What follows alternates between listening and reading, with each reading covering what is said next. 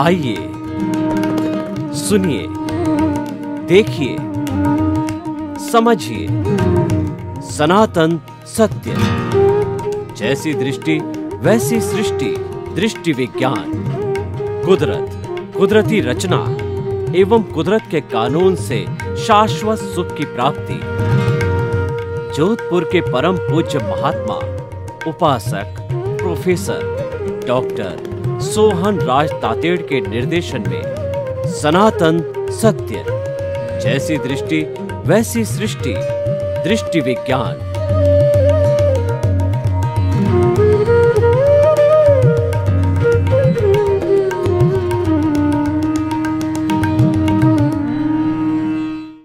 चंदेषु निम्मलयरा आयिचेषु अय्यं पयासैरा सागरवर गंभीरा सिद्धा सिद्धिं मम दिशन्तु सिद्धा सिद्धिं मम दिशन्तु।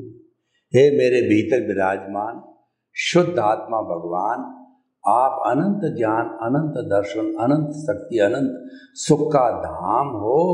आप सागर के समान गहरे हो और आप हिमालय के समान विशाल हो। रिद्धि सिद्धि प्रदाता हो, मुक्ति प्रदाता हो। मुझे शक्ति दो, जागृति दो कि मैं भी मुक्ति की नींव डालूं, मुक्ति की ओर प्रस्थान करूं। भाई और बहनों, आज का हमारा बहुत सुंदर एपिसोड है कि आत्मा एक कामधेनु है। इसको कामधेनु का विशेषण दिया गया। धेनु का अर्थ होता है गाय। कामधेनु वह गाय होती है कि आप जो उससे मांगो वह आपकी इच्छा तुरंत पूरी करती है। पुराने समय में जब हमारा अवसर्पिणी काल का पहला और दूसरा जो है आरा चलता था, तब लोगों का जो है वो फूल पत्ते वगैरह जो है पहना करते थे और उनका भोजन बहुत सीमित था। यानी पहले आरे के अंदर तो मूंग के समान खाने से तृप्त होते, दूसरे आरे के सम चावल और फिर दूसरे आरे के अंदर चने के बराबर भोजन करने से वो भूख हो जाती। फिर धीरे धीरे उनकी भूख बढ़ती गई। इसका मतलब वहाँ पर जो है वो इस तरीके से जो है वो कहना चाहिए कि पेड़ पौधे हुआ करते थे कि जिनसे जो मांगो वो उनको तुरंत मिल जाता था, उसी से ही उनके जीवन की पूर्ति हो जाती थी। तो वो जो है वो पौधे जो उनकी इच्छा की पूर्ति किया करते थे, तो ऐसे ऐसे पौधे हुआ करते थे। तो उसी समय में भी कामधेनु एक देवी का स्वरूप होती है कि जो मांगो वही मिलेगा। तो हमारे आत्मा को कामधेनु क्यों कहा गया है? क्योंकि आप ऐसे सोचो कि हमारे जीवन में जो कुछ भी प्रवृत्ति होती है, जन्म से मृत्यु तक की हर क्षण की प्रवृत्ति होती है, वह आत्मा की प्रेजेंस के बिना नहीं होती है। आत्मा की हाजिरी के बिना मन न तो चिंतन कर सकता है, वचन न तो बोल सकता है, काया न हिल सकती है, न डुल सकती है। एक अंगुली भी हिलती है तो वो आत्मा की प्रेजेंस से ही हिला करती है, इसके बिना वह नहीं हिल सकती है। तो जब इतनी इम्पोर्टेंट चीज है तो वो तो कामधेनु हो ही गई, क्योंकि जीवन की हर प्रवृत्ति को जीवन यही देने वाली है। हमारा जीवन ही आत्मा के पीछे, और आत्मा नहीं होती है तो वह डेड बॉडी हो जाता है। यानी जीवन का संचालन जिस वस्तु से होता है तो उसको हम कामधेनु से कम कैसे मान सकते हैं?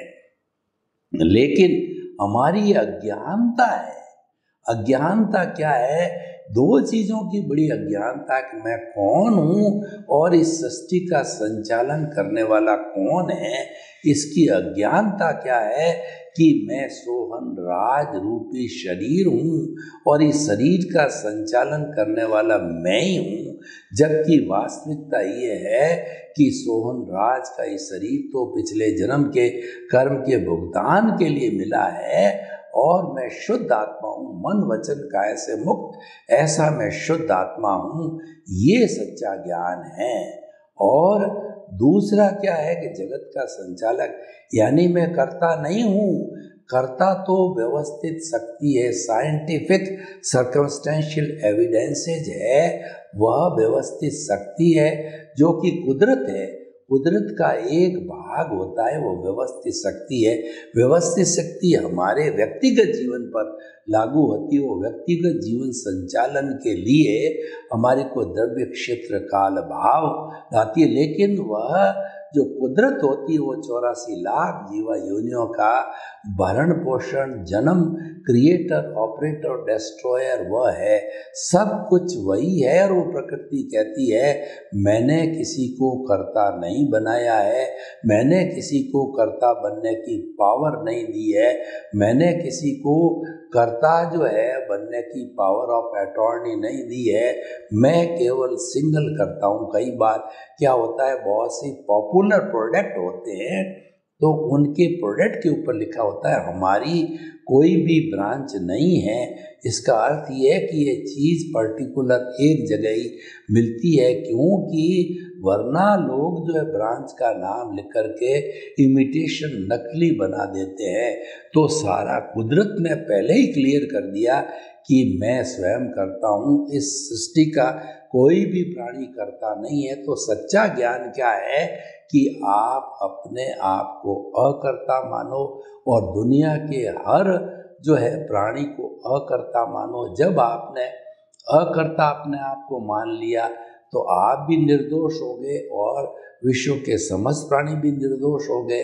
क्योंकि दोष किसका आता है? दोष सर्वेंट का नहीं होता है, दोष तो रिस्पॉन्सिबिलिटी मालिक पे आता है। जब आप इस शरीर के मालिक ही नहीं हो, करता ही नहीं है, तो इस शरीर के द्वारा जो कुछ भी होता है वो आपकी कोई रिस्पॉन्सिबिलिटी नहीं है। जब आपको ज्ञान दिया जाता है तब आपको अकर्ता बना दिया जाता है। अकर्ता होने के बाद में इस शरीर से कोई अपराध हो, इस शरीर से कोई भी जानवर की हिंसा हो तो वो जिम्मेवार, क्योंकि वो तो कुदरत कराती है। किसी की हिंसा कराना, किसी को बचाना और कोई भी प्रवर्तित कराना, वो तो मालिक कुदरत हो गई है, तो जिम्मेवारी सारी कुदरत की है। आप तो मात्र जो एक कहना चाहिए कि एक निमित्त बन गए जिसके माध्यम से जो है आप कार्य। और एक निमित्त का मैं आपको एक उदाहरण देना चाहता हूँ कि मेरे को ये एक अच्छी चाय मसालेदार पीनी है, तो उसको पीने के लिए मैंने दूध लिया, पत्ती ली, पानी लिया, भगोना लिया, उसमें सब चीज़ों को डाला, मसाला डाला, फिर उसको जो स्टोव के ऊपर रख करके उसको उकाला, 2 4 5 बार उकाला और उकाल करके उसको जो है इधर उधर हिलाया, तब जा करके वो उबली हुई बहुत अच्छी मसालेदार चाय मैंने पी। अब मैं कहता हूँ कि चाय मैंने बनाई, मैं कर्ता बन गया। मैं चाय कैसे बना सकता हूँ? 10 चीज़ों ने मिलकर के चाय बनाई है। कोई भी मकान बनता है तो उसको मकान को बनने के लिए रोड़ी चाहिए, पत्थर चाहिए, चूना चाहिए, लकड़ी चाहिए, सीमेंट चाहिए, मैसन चाहिए, मजदूर चाहिए। और अकेला मालिक कहता है कि मकान मैंने बनाया, तो कैसे बना सकता है? अकेला नहीं बना सकता है। अकेला व्यक्ति तो निमित्त ही होता है। तो इसीलिए जो है ये कामधेनु क्या है, ये कहती है तुम तो दुनिया में निमित्त बन के रहो। भगवान कृष्ण ने गीता में भी यही कहा है कि कर्म योग दिया है। गीता जो है वो 18 दिन तक जो युद्ध चला, जो कहना चाहिए कि जो कुरुक्षेत्र के अंदर कौरवों पांडवों का युद्ध चला, तो 18 दिन तक जो जो शिक्षाएं हैं कृष्ण भगवान ने जो कि अर्जुन के साथ ही दी, उनका जो है हर दिन की शिक्षा का पहले 6 दिन कर्म योग बना या कर्म मार्ग बना, दूसरे 6 दिन जो है वो भक्ति योग बना, तीसरे 6 दिन ज्ञान योग बना। ये 18 दिन की जो युद्ध है वो 18 भाग बने और सबका ये निष्कर्ष निकाले हम तो ये जो भाग हमारा जो बनता है वो बनता है ध्यान योग कहलाता है, जो कि उपसंहार है, वो निष्कर्ष है कि आप इन सब चीज़ों को जीवन में उतारिए। तो भगवान ये कहते हैं कि तू कोई भी अर्जुन को सबसे बड़ा जो कहना चाहिए कि उन्होंने शिक्षा दी, तू तो निष्काम कर्म किए जा, तुम्हारे पे युद्ध जबरदस्ती सारे प्रयास किए गए, तुम्हारे को थोपा गया। युद्ध लड़ने वाला अर्जुन अलग है, और जो रियल रूप में तो जो अर्जुन है वह तो शुद्ध आत्मा है, यानी उसको जो है वह मन वचन काया से मुक्त रखते हुए और युद्ध करवाया कि ये मन वचन काया युद्ध कर रहे हैं, ये अलग है, तुम अलग हो, यानी उसको अकर्ता भाव दिया, उसके अंदर ऑनरशिप डूअरशिप हटा दी, अपने ज्ञान से ज्ञान दे करके अकर्ता बनाया। तो हमें अपने जीवन के अंदर जो अकर्ता बनना चाहिए, यही सबसे बड़ा कर्म बंधन का कारण है, और ये सबसे बड़ा ज्ञान है। तो हमारा जो भीतर विराजमान जो प्रभु है ना, उससे ही प्रार्थना करनी चाहिए। हम क्या होता है, कोई दुख आता है तो हम जो है अलग अलग देवी देवताओं के मंदिर जाते हैं, भोपों के पास में जाते हैं, तांत्रिकों के पास जाते हैं, ज्योतिष के पास जाते हैं। अरे भाई, वहाँ जाने से क्या होगा? जो देने वाली कामधेनु तो भीतर बैठी है, उसको कहीं ढूंढना नहीं है, उससे तुम्हारा सीधा संपर्क है, आप उसी से बात करो, वही तुम हो, तुम्हारा वार्तालाप होता है। यानी अपनी अपने आप से ही प्रार्थना करो। आप तो अपने भीतर विराजमान उस कामधेनु से प्रार्थना करो कि मुझे ये कष्ट आया, उस कष्ट को सहने की शक्ति दो, क्योंकि कष्ट तो सहना ही पड़ेगा। वो तो कुदरत कहती है कि ये तेरा किया हुआ, ये तो तेरे को भुगतना ही पड़ेगा, पर इसकी शक्ति कामधेनु से मांगो। शक्ति मांगने का अर्थ क्या हुआ? ये जो भुगतान चल रहा है उसके साथ में तन्मयाकार नहीं होना। अगर आपके दर्द चल रहा है और उस दर्द के साथ जुड़ते हो तो दर्द ज़्यादा आता है, आप अपना ध्यान है किसी भजन में लगा देते हो। मैं आपको एक उदाहरण देना चाहता हूँ। एक व्यक्ति के बहुत जो है वेदनीय कर्म चल रहा है, कैंसर का भयंकर दर्द है, और उस व्यक्ति को जो है सामने जो है वो उसका ध्यान हटाने के लिए भजन लगा दिया, आराधना लगा दी, प्रभु भक्ति के भजन लगे, वो उसके अंदर खो गया। तो और ऐसा लंबा खोया 5, 6, 10 घंटे कि उसके दर्द उसको महसूस ही नहीं हुआ, जबकि दर्द का भुगतान चल रहा था। अगर वो दर्द के साथ में जुड़ता तो वो असहनीय हो जाता है। इसीलिए मन वचन काया से मुक्त, ऐसा मैं शुद्ध आत्मा हूँ। कैसा शुद्ध आत्मा? कामधेनु वाला शुद्ध आत्मा। वो सब देगा जो आप मांगोगे, क्योंकि वो अनंत ज्ञान वाला है, अनंत दर्शन वाला है, अनंत शक्ति वाला, अनंत सुख का धाम है। ऐसी दुनिया के अंदर कोई भी आत्म तत्व के अतिरिक्त चीज नहीं है जिसके पास में इतनी इतनी बड़ी शक्तियाँ हो। ये तो शक्ति का पुंज है, आप उससे मांगो, अपने आप मिलेगा। वो क्या करेगा कि शक्ति देगा। वो आपको शक्ति कैसी देगा कि आप भुगतान के साथ तन्मयाकार नहीं होंगे, एकाकार नहीं होंगे, मुक्त रहेंगे, और आप चिंतन करेंगे कि मन वचन काया तथा उससे जुड़ी हुई हर अवस्था मात्र कुदरती रचना देखोगे, और उसको कुदरती रचना देखते देखते आप कहोगे तो व्यवस्थित है, ये तो आना है, ये तो आती रहेगी, ये तो ऑटो मोड है, इसमें मेरी कोई स्वतंत्रता नहीं है।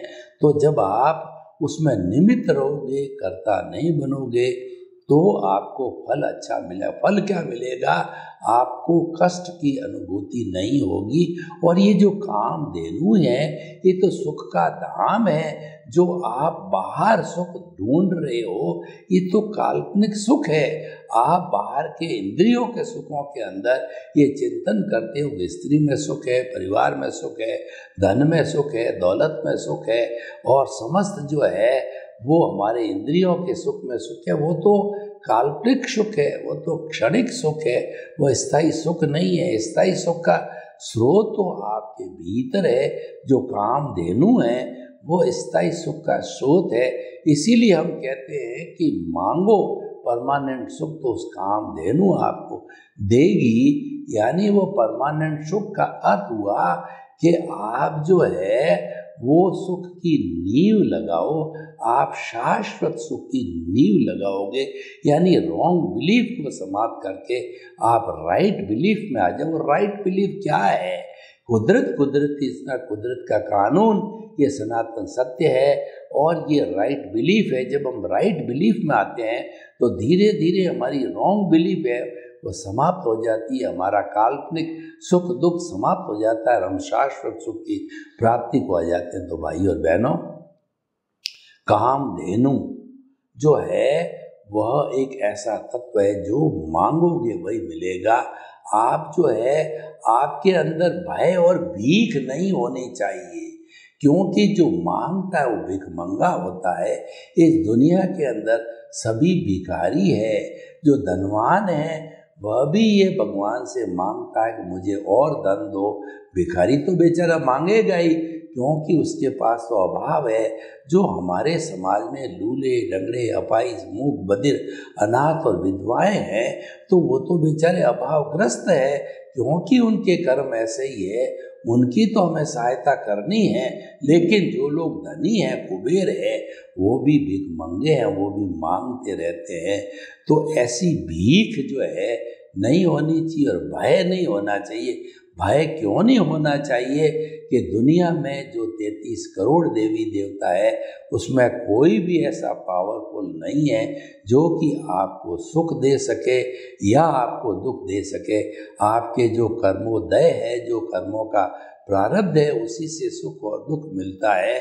और उस सुख दुख को भी आप घटा सकते हो, भूल सकते हो, कम कर सकते हो, उससे निजात पा सकते हो। उसके लिए कामधेनु से शक्ति मांगो, क्योंकि शक्ति जो है, ये शक्ति क्या है? ये सबसे बड़ी शक्ति है जुदापन की जागृति के दुख दर्द चल रहा है। ये सोहन राज रूपी जो है पुतले के भीतर चल रहा है तो चल रहा है, तो चलने दो। ये तो चलेगा ही, क्योंकि तो ऑटो मोड का है, ये तो टैप रिकॉर्ड है, ये तो हमारी स्क्रिप्ट है, ये तो मन वचन काया की बैटरी है। ये तो अपने हिसाब से ऑटो मोड से डिस्चार्ज हो रही है, होती रहेगी। मेरी पंचायती नहीं चलेगी, क्योंकि इसका संचालक, क्रिएटर, ऑपरेटर, डिस्ट्रॉयर कुदरत है, कुदरत के अधीन है। मेरी कुछ भी नहीं चलेगी। तो जब मेरी चलेगी नहीं तो आप मध्यस्थ रहो, उसकी तरफ झांको ही मत, उसके साथ तन्मयाकार मत हो। आप ज्ञाता दृष्टा बन जाओ, आप भेद विज्ञान कर दो। ये अलग है, मैं अलग हूँ, मैं शरीर नहीं हूँ, शरीर नाशवान है। और शरीर तो जो है पिछले जन्म के कर्म के भुगतान के लिए मिला है। और मैं तो अजर अमर अविनाशी हूँ, जो कि कामधेनु हूँ, जिसके अंदर सर्वगुण संपन्न है। और जो चाहो इसमें से मिल जाता। आप मांग करके देखो, आपको मिलता है। तो इसीलिए इन दोनों चीज़ों को अलग अलग रहना जुदापन की जागृति कहलाता है। और जहाँ पर जुदापन की जागृति होती है, त्यों त्यों हमारा अनुभव पुष्ट होता है। अनुभव क्या पुष्ट होता है कि धीरे धीरे हमको अपने स्वरूप की अनुभूति चालू हो जाती है कि मन वचन का ऐसे मुक्त, ऐसा मैं शुद्ध आत्मा हूँ। जब ये जागृति बढ़ते बढ़ते जो 2% हमको ज्ञान में दादा ने दी है, 15% जागृति दी है और 100% प्रीति करा दी है, हमको कामधेनु बना दिया है। तो वो प्रतीति को जब हम बढ़ाते जाते हैं जागृति में, हम उसके इर्द गिर्द रहते हैं, उसकी पहचान करते हैं और उससे आशीर्वाद लेते हैं, उसको एक क्षण भी नहीं भूलते, क्योंकि हमारे जीवन की वो बहुमूल्य वस्तु है। तो जब हमारा सारा दृष्टिकोण आत्मोन्मुखी हो जाता है, वो आत्मा के संसर्ग वाला हो जाता है, तो निश्चित तौर पे हमको फल तो सब अच्छे मिलने ही वाले होते हैं, क्योंकि वह तो अनंत ज्ञान, अनंत दर्शन, अनंत शक्ति और अनंत सुख का धाम है। तो वह तो हमको उसका गुण है और वो आनंद गुण है, वो आनंद की प्राप्ति हमको होती रहेगी। तो भाई और बहनों, हम निष्कर्ष की भाषा में आपको बताना चाहते हैं कि आप जो कुछ मांगना है वो दुनिया से मत मांगो, वो तो स्वयं भिखारी है, आपको क्या भीख देंगे। आप तो भीतर जो कामधेनु है, जो कि सुख का धाम है, उससे मांगोगे तो जो मांगोगे वही मिलेगा। वो प्रभु हमारे भीतर है और मांगने के लिए हमको कहीं जाने की जरूरत नहीं है, कोई प्रयास करने की जरूरत नहीं है। सिर्फ हमें एक एहसास करना है, अपने आप के साथ में जोड़ना है, सिर्फ कनेक्शन करना है, सिर्फ बटन बताना है कि हमको जो है वो ज्ञाता दृष्टा भेद विज्ञान के अंदर हमको आना है, साक्षी भाव के अंदर आना है। हमारी तो सोच का ऊर्ध्वगमन करना है, अधोमुखी सोच को हटाना है। तो इस तरीके से जब ये पुष्ट होता जाएगा तो हमें अपनी जागृति के साथ अनुभव है 2% से 5%, 10% और बढ़ते बढ़ते जब 100% जागृति के साथ 100% अनुभव आ जाता है तो हमारे पुरुषार्थ की, रियल पुरुषार्थ की वो चरम सीमा होती है। और वो रियल पुरुषार्थ जो है वो हमारा दृष्टि विज्ञान है। और रियल पुरुषार्थ होते ही हमें स्वरूप की जानकारी होने से हम सिद्ध बुद्ध मुक्त बन जाते हैं। वो ज्ञान हमारा केवल दर्शन हो जाता है, अगले जन्म में केवल ज्ञान होकर के हमको वह मुक्ति की ओर ले जाता। तो भाई और बहनों, हम अगर इस एपिसोड को आज जो है हमारे श्रोता है उनके सामने ओपन करते हैं और इनको उसकी कहने चाहिए ओपिनियन, उसकी वायबिलिटी और जो कहना चाहिए उसकी क्या प्रासंगिकता है, तो हमारे दर्शक ये बताना चाहेंगे कि ये कामधेनु तो भीतर है। और कामधेनु का अर्थ होता है जो मांगो वही मिलेगा, तथास्तु ही होता है। कभी भी कामधेनु निराश नहीं करती है, ये क्योंकि उसका लक्षण है, उसका गुण है। पर जो कुछ मांगा जाए वह एकदम डिवोशन, डेडिकेशन, पूर्ण श्रद्धा, पूर्ण जागृति के साथ में माना जाए। यानी कि हमारी जागृति हमारे स्वरूप से अतिरिक्त नहीं होनी चाहिए। जब हमारे स्वरूप से हट कर के हम जो है ये जड़ के रूप में शरीर अज्ञा का जगत की जागृति में चले जाते हैं, तब जो है हमारी भूल पड़ती है। प्रज्ञा की जागृति होती है, प्रज्ञा कामधेनु से जुड़ी होती है और उसकी जागृति स्थायी होती है। क्योंकि जब कभी भी हमें सद्गुरु या ज्ञानी पुरुष ज्ञान देता है तो ज्ञान देने के बाद में क्या चेंज आता है, वो चेंज आता है कि हमारे इस कामधेनु रूपी शरीर से हमारी एक आत्मसत्ता जो है प्रज्ञा अलग होकर आती है और वो प्रज्ञा जो है पूरे जीवन की मालिक बन जाती है। वो हमको भटकने नहीं देती। अज्ञा जो है वह बुद्धि का, अज्ञा की हेड बुद्धि होती है, वो क्या हमें नफ़ा नुकसान बताती है और हमको भटकाती है कि ये अच्छा है, ये बुरा है, राग करवाती है, द्वेष करवाती है और वह कॉजल बॉडी को बनाती है, कर्म शरीर अज्ञानता है उसको बढ़ाती रहती है। तो इस जो है बुद्धि बहन को घर भेजना है, पियर भेजना है तो चली जा, हम तो अबुद्ध होना चाहिए, हमको बोध आना चाहिए। बुद्धि के स्तर पर कोई भी सुख की प्राप्ति नहीं, प्रज्ञा का स्तर होता है वह हमारी इंट्यूशनल होती है और जो हमारी बुद्धि का स्तर होता है वो इंटेलेक्चुअल स्तर होता है। इंटेलेक्चुअल स्तर पे व्यक्ति विद्वान बन सकता है लेकिन पंडित नहीं बन सकता। विद्वान और पंडित के अंदर फर्क होता है कि विद्वान के अंदर राग द्वेष हाजिर होता है, पंडित में राग द्वेष नहीं होता है, वो तो प्रज्ञा चक्षु होता है और वह स्थित प्रज्ञ होता है, वो समता भाव वाला होता है। वह जो है इंद्रियातीत हो जाता है, वहाँ शब्द की पकड़ समाप्त हो जाती है, वहाँ केवल वाइब्रेशंस ही होती है और वो वाइब्रेशंस जो है वो हमारी तेजो पद्म शुक्ल लेशिया के रूप में या कृष्ण नील कापोत जो हमारी लेशिया है उस रूप के अंदर वो वाइब्रेशंस हो जाती है। उस वाइब्रेशन के अंदर जो कुछ भी जाएगा, चाहे ईसा मसीह जाओ, चाहे राम जाओ, कृष्ण जाओ, महावीर जाओ, उन सब की वाइब्रेशंस में जाने वाला एक से सत्य को प्राप्त करेगा। इसीलिए हम सब धर्मों के अंदर ये देखते हैं कि सब धर्मों में एक रूपता क्यों दिखाई देती है कि धर्म जो करने वाले जितने प्रोफेट्स हैं, जितने भी कहना चाहिए उनके संस्थापक है, वो सब प्रज्ञा के जगत में जीने वाले हैं, वो सब इंट्यूशनल जगत में जीने वाले हैं, वो भावात्मक जगत में जीने वाले हैं, वो इंद्रियातीत होते हैं, वो शब्दों से परे जाते हैं, वो बुद्धि से परे जाते हैं। बुद्धि से परे सम्यक दर्शन मिलता है, सत्य मिलता है, और वहीं पर जो है truth is God, God is truth का सिद्धांत मिलता है। और जो गांधी जी कहा करते थे, my life is a message and my whole life is a experiment with the truth. मैंने जो सत्य ही भगवान है, भगवान ही सत्य माना है, वही मेरा जीवन है। तो हमें उस जीवन की प्राप्ति करने के लिए कामधेनु से संपर्क करना पड़ेगा, प्रज्ञा के अंदर जगत में जाना पड़ेगा, और वहाँ पर सब अच्छे अच्छे वाइब्रेशंस ही है, सत्य है, वहाँ सुख का धाम है, वहाँ आनंद है, वहाँ चारों तरफ आनंद का झरना बहता है, वहाँ पर जो है आनंद का सागर लहराता है, वहाँ आनंद का तालाब है, उस तालाब में हम हिलोरे ले सकते हैं। तो हम ये कहना चाहते हैं कि अगर आत्मा रूपी कामधेनु का आप स्पर्श करोगे तो जीवन में आनंद ही आनंद अनुभूति आएगी, और जो आनंद आप बाहर महसूस कर रहे हो वो तो बहुत क्षणिक आनंद होगा और बहुत ही छोटा आनंद होगा, और भीतर का अमिट अक्षय और शाश्वत आनंद मिलेगा। सर्वे भवन्तु सुखिनः, सर्वे सन्तु निरामया। लोक के सब जीवों को सुख मिले, शांति मिले, आनंद मिले, प्रेम मिले, सौहार्द मिले, और सभी हम हिल मिल करके स्वर्ग को धरती पर उतार लाएं और सुख का संसार बनावें। आपके प्रति मंगल भावना। ओम शांति।